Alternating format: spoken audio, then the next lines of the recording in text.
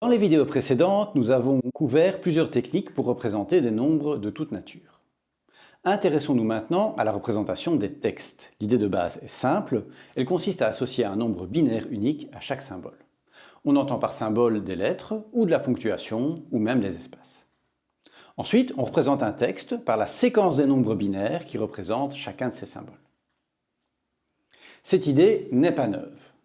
Au XIXe siècle déjà, l'ingénieur français Jean-Maurice Émile Baudot invente le premier code pratique qui permet de représenter tout l'alphabet latin ainsi que des symboles de ponctuation usuels sur 5 bits.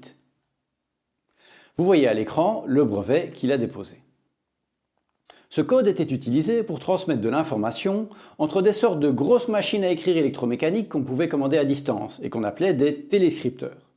Ces systèmes ont été largement utilisés pour la transmission d'informations à travers les lignes téléphoniques, et ce, jusque dans les années 1980. Leur vitesse de transmission se mesurait en baudes, en référence à Émile Baudot. La première solution informatique largement utilisée a été le code ASCII, qui est l'acronyme d'American Standard Code for Information Interchange. Il a été introduit en 1967 et servait à l'origine pour l'échange d'informations bancaires. Il associe un nombre sur 7 bits à 128 caractères différents, et on le voit sur la table à l'écran.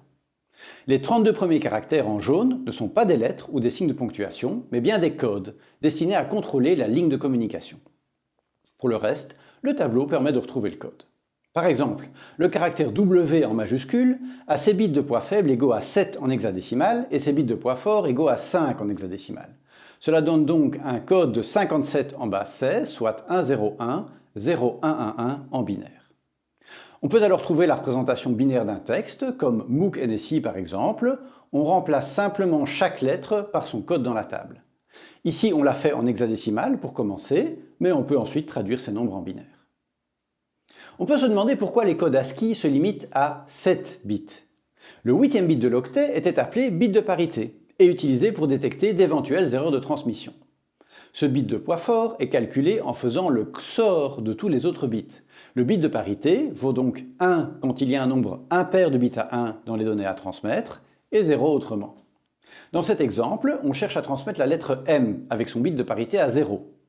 Une erreur de transmission a lieu et un bit est modifié, la lettre E est donc reçue par le destinataire. Celui-ci peut refaire le calcul du bit de parité et réaliser qu'il devrait être à 1. Il y a donc eu une erreur quelque part dans la transmission, et le destinataire peut donc demander de retransmettre la lettre.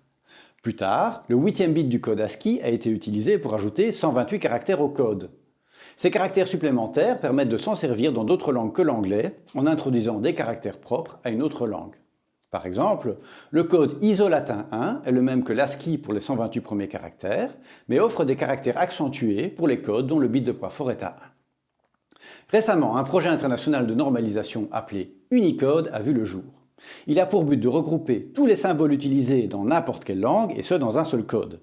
La version 13 d'Unicode publiée en mars 2020 comporte 143 859 caractères.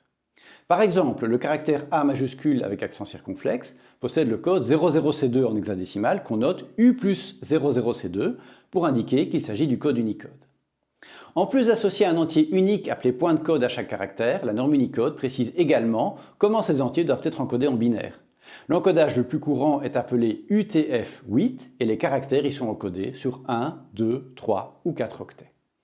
La norme Unicode est devenue aujourd'hui bien adoptée, notamment par les sites et les navigateurs web, ainsi que par le langage Python.